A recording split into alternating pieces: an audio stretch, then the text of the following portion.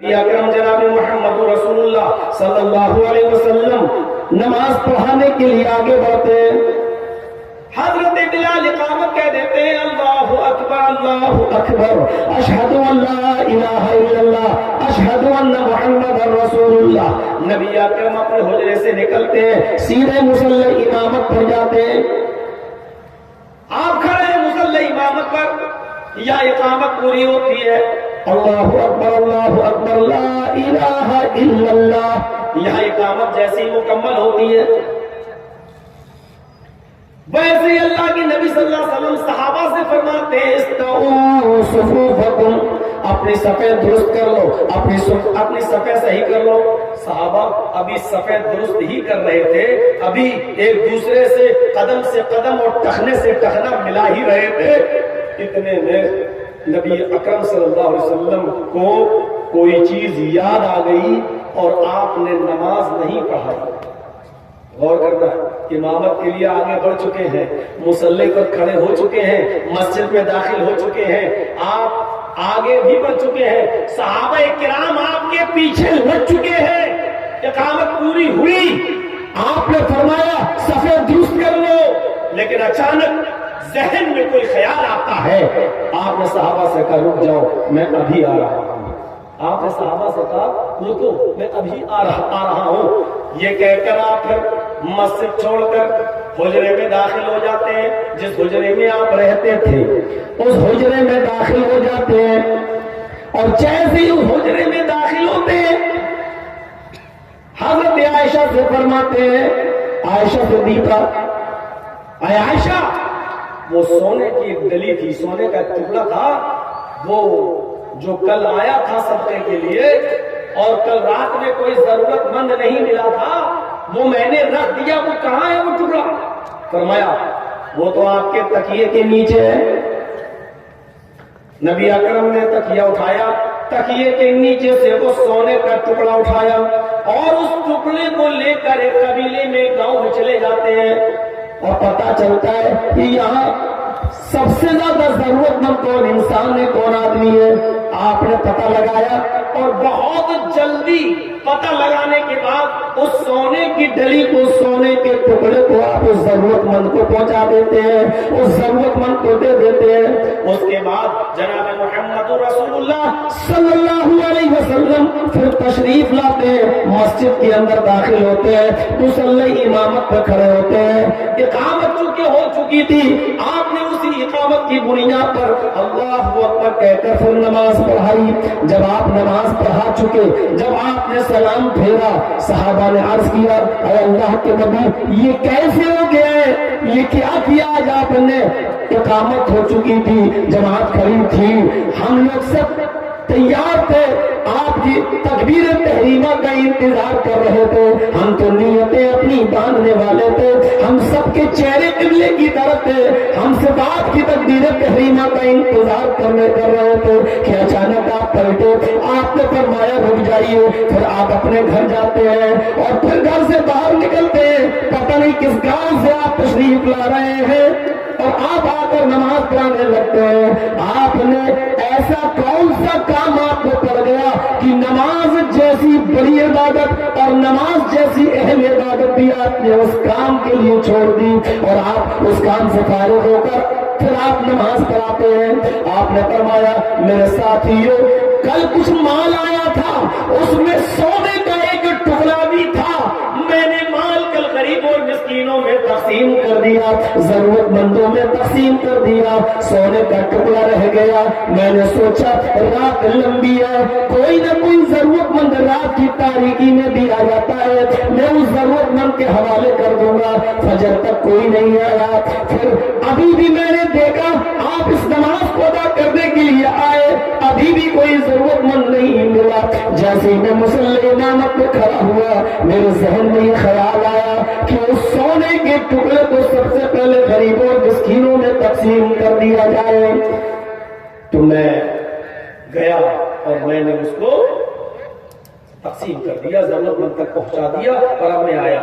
اب صحابہ کا سوال سنیے، اے اللہ کے رسول، یہ کام تو نماز پڑھانے کے بعد بھی کر سکتے تھے، یہ کام تو آپ نماز پڑھانے کے بعد بھی تو کر سکتے تھے۔ آپ نے فرمایا فجر میں جب یاد نہ رہا تو ظہر کے بعد بھی تو میں بھول سکتا تھا، یا کوئی بھی نماز پڑھانے کے بعد بھی تو میں بھول سکتا تھا۔ میں نہیں چاہتا ہوں، موت و زندگی کا کوئی بھروسہ نہیں، کہیں اس حال میں میرا انتقال نہ ہو جائے، کوئی ملک الموت میری روح قبض کرنے کے لیے چلائے، اس حال میں اللہ کے پاس جاؤں کہ جب اللہ سوال کرے تو مجھے اس کے جواب بھی یہ کہنا پڑے، ہاں غریبوں کے لیے ایک سونے کا ٹکڑا تھا جو میں دے نہیں پایا، غریبوں تک پہنچا نہیں پایا، اس لیے وہ ٹکڑا میرے گھر میں رہ گیا۔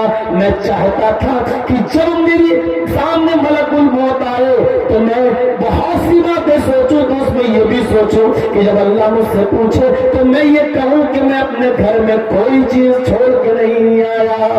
جب میرے ذہن میں یہ خیال آیا سونے کا ٹکڑا رہ گیا تو میں نے سوچا کہ پہلے اس کو تقسیم کر دو، یہ نہ بھول جاؤں، اس لیے کہ نماز کا پڑھانا تو میں بھولتا نہیں ہوں، ہاں صدقہ خیرات میں بھول سکتا ہوں کیونکہ یہ غریبوں کا حق ہے، اس لیے میں گیا اور پہلے میں نے یہ نیک کام کر دیا اور غریبوں تک ان کا حق جو تھا وہ میں نے پہنچا دیا۔ اب میں یہاں پر آیا ہوں اور نماز پڑھایا ہوں، الحمدللہ اب میں ایسا ہوں کہ اگر میری روح بھی نکل جائے اور اللہ سوال کرے تو میں کہہ سکتا ہوں کہ میں نے اپنے گھر میں کچھ بھی نہیں چھوڑا۔ یہ کون سا تصور تھا اور اس واقعے کے پیچھے کون سی تعلیم چھپی ہوئی ہے، کون سا درس چھپا ہوا ہے، کون سا میسج چھپا ہوا ہے، کون سا پیغام چھپا ہوا ہے اس واقعے کے پیچھے؟ وَسَارِعُوا إِلَىٰ مَغْفِرَةٍ مِّن رَّبِّكُمْ وَجَنَّةٍ، دوڑو اپنے رب کی مغفرت کی طرف اور اس جنت کی طرف جس کا طول و عرض آسمان اور زمین کے برابر ہے۔ دوڑو، جیسے ہی خیال آیا نیکی کا کام کر دیا۔ بھولی ہوئی چیزیں دو ہی جگہ یاد آتی ہیں، یا تو نماز میں یا لیٹرین میں۔ پورے دن آپ کو کچھ یاد نہیں ہے، آپ لیٹرین کرنے بیٹھ جائیں اچانک یاد آ جائے گا، ایسا ہوتا ہے اور یہ انسانی فطرت میں داخل ہے۔ یہی سونے کا ایک ٹکڑا نبی اکرم کو نماز میں، حالانکہ آپ کو نماز کے اندر نہیں، نماز سے پہلے یاد آ گیا۔ اور اسی قسم کا ایک واقعہ کتاب الغفرت میں حضرت ابوبکر صدیق رضی اللہ تعالیٰ عنہ کے بارے میں لکھا، ان کو لیٹرین میں قضاء حاجت میں یاد آیا۔ اس زمانے میں لوگ لوٹا لے کر برتن لے کر کھیتوں میں قضاء حاجت کے لیے جایا کرتے تھے، حضرت ابوبکر صدیق کو بھی ضرورت پڑی قضاء حاجت کی تو پانی کا برتن لے کر جنگل میں چلے گئے اور درخت کی آڑ میں بیٹھے، ابھی پانی کا برتن رکھا ہی تھا، ابھی بیٹھے ہی تھے کہ ایک دم کھڑے ہو گئے، نکل آئے، گھر گئے، سونے کا ٹکڑا تھا تقسیم کیا، پھر لوٹا اٹھایا، پھر جنگل میں۔ کسی نے ان کو دوبارہ جب جنگل میں لیٹرین کے لیے جاتا ہوا دیکھا تو اس نے پوچھا کیا لوز موشن ہو گئے کیا؟ جیسے ہم لوگ آپس میں مذاق کرتے ہیں، کیا ہوا زیادہ کھا لیا؟ اچھا کل شادی تھی ٹھوس کے کھا کے آئے ہو کیا؟ تو ایسے ہی ابوبکر صدیق جب قضاء حاجت کے لیے گئے فوراً اٹھ گئے، نہیں کیا، گھر گئے، سونے کی گلی اٹھائی، ضرورت مند کو پہنچایا، پھر گھر گئے، پھر لوٹا اٹھایا، پھر چل دیے جنگل میں۔ تو جب لوٹ کے واپس آ رہے تھے تو پوچھا ان سے لوگوں نے کیا ہوا، ابھی تو گئے تھے پھر گئے، کیا بات ہے؟ لوز موشن ہو گیا، دست لگ گئے ہیں آپ کو؟ ابوبکر صدیق فرماتے ہیں نہیں، ایسی کوئی بات نہیں۔ تو کہا ابھی تو گئے تھے؟ کہاں ابھی کچھ دیر پہلے آپ نے مجھے دیکھا ہوگا، میں گیا تھا، میں درخت کی آڑ میں بیٹھ بھی گیا، جھاڑیوں میں چھپ کر میں بیٹھ بھی گیا، لیکن میں نے لیٹرین نہیں کی۔ اچانک میرے دل میں، میرے دماغ میں، میرے ذہن میں خیال آیا کچھ چیزیں مجھے صدقہ کرنا تھی، وہ کسی کی تھی نہیں، مجھے اپنے مال میں سے صدقہ کرنا تھا۔ میں نے کل ہی نیت کی تھی کہ سو کر اٹھوں گا تو میں یہ صدقہ کروں گا، میں یہ خیرات کروں گا۔ اب میں اٹھا، جب قضائے حاجت کے لیے نہیں آیا تو مجھے یاد آیا کہ مجھے صدقہ کرنا تھا، خیرات کرنا تھا۔ میں نے سونے کی وہ ڈلی نکالی، سونے کا وہ ٹکڑا فوراً اٹھایا اور فوراً میں اس کو غریبوں تک، مسکینوں تک، محتاجوں تک، ضرورت مندوں تک میں لے کر گیا۔ میں نے ان تک پہنچایا، پھر گھر گیا۔ وہاں سے آنے کے بعد اب دوبارہ جب میں گیا تب میں قضائے حاجت سے فارغ ہوا۔ پہلے میں نے لیٹرین نہیں کی تھی، اب میں نے کی ہے۔ لوگ ہنسنے لگے، اے ابو بکر یہ کون سی عقل مندی کا کام کر دیا؟ ارے آپ کو جب سونے کا تو تقسیم ہی کرنا تھا، اس کو بانٹنا ہی تھا، غریبوں میں دینا ہی تھا، تو لیٹرین کرنے کے بعد بھی تو گھر جا سکتے تھے، اس کے بعد بھی تو غریبوں مسکینوں میں سونا تقسیم کر سکتے تھے، ان کو خیرات کر سکتے تھے، صدقہ کر سکتے تھے۔ یہ کون سی عقل مندی ہے کہ لیٹرین نہ کرنا، گھر پہ چلے آنا، پھر تقسیم کر دینا، پھر جانا؟ یہ کہاں کی عقل مندی ہے؟ لیٹرین روک لینا۔ تو حضرت ابو بکر صدیق فرماتے ہیں تم اپنے حساب سے صحیح کہہ رہے ہو، لیکن میری سوچ اس کی الٹ ہے۔ میں نے یہ سوچا کہ ان الشیطان یزنی عنان اعظمہ، شیطان خون کی رگوں میں دوڑ رہا ہے۔ ابھی میرے دل میں جو صدقہ و خیرات کا جو خیال آیا ہے، کہیں ایسا نہ ہو کہ لیٹرین سے فارغ ہونے کے بعد شیطان ہمارے اس نیک ارادے کو کہیں بدل نہ دے، اس نیک ارادے کو کہیں موڑ نہ دے، ہماری خیرات کرنے کی، صدقہ کرنے کی نیت کو کہیں تبدیل نہ کر دے۔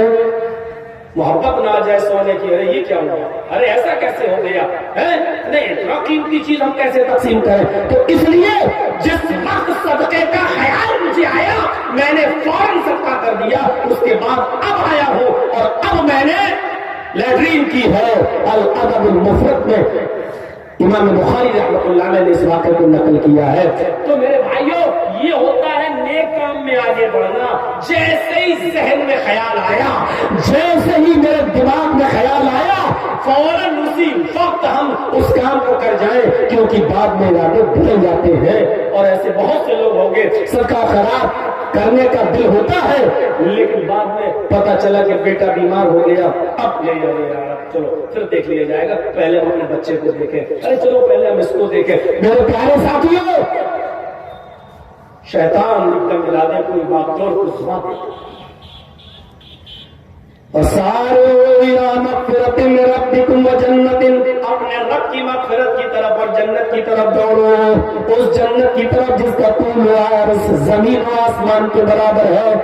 ان پورے واقعات میں آپ دیکھیے، کہیں کوئی صحابی پیسے کی طرف بھاگ رہا ہے، کوئی صحابی کمانے کی طرف بھاگ رہا ہے، کیا کوئی دولت کو حاصل کرنے کے لیے بھی لپک رہا ہے؟ نہیں۔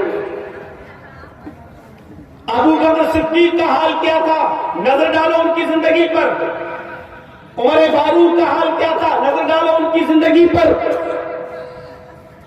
عثمان غنی کا حال کیا تھا؟ نظر ڈالو ان کی زندگی پر۔ حضرت علی کا حال کیا تھا؟ نظر ڈالو ان کی زندگی پر۔ دیگر صحابہ کی زندگی پر نظر ڈالو۔ عثمان غنی رضی اللہ تعالی عنہ کی غنات مشہور تھی، ان کی امیری اور ان کی دولت کے چرچے آج بھی ہوتے ہیں۔ عبد الرحمن ابن عوف کی امیری کے چرچے آج بھی ہوتے ہیں۔ اسی ماحول میں صحابہ کرام موجود ہیں۔ حضرت عثمان غنی کا مال سینکڑوں اونٹوں پر لد کر آیا کرتا تھا، وہ بزنس کیا کرتے تھے۔ عبد الرحمن ابن عوف بھی بہت بڑے بزنس مین تھے۔